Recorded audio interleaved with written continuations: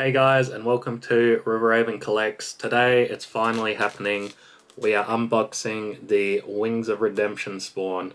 So this is one that I've had my eye on for the longest time. It's always been one that I've wanted to pick up. I believe there's also a different color to this one. If there is, I'll put it up on screen. That is, if I can find it.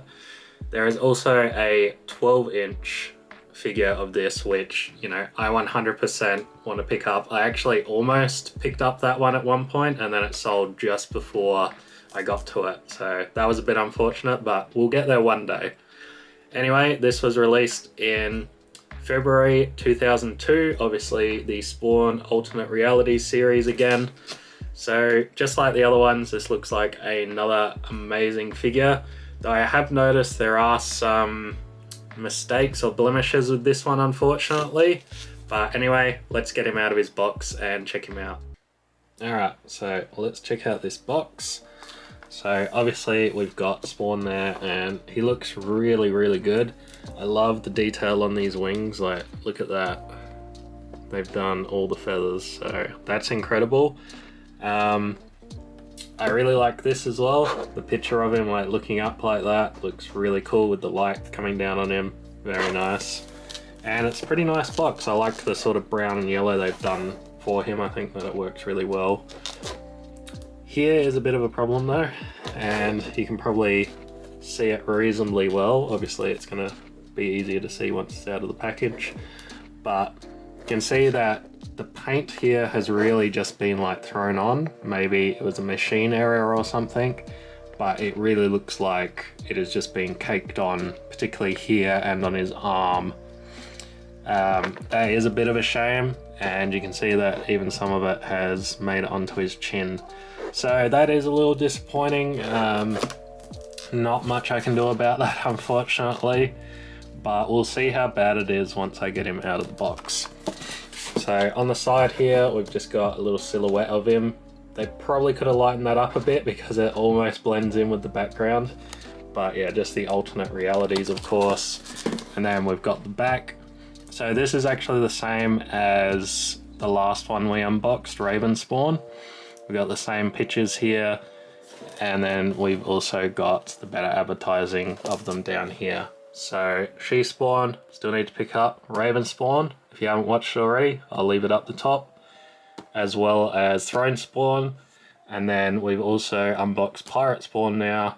Need to get Alien Spawn. So I'm very close to completing the line. We just need She Spawn and Alien Spawn, and then we'll be done. So we've also got a nice picture of what he looks like up here.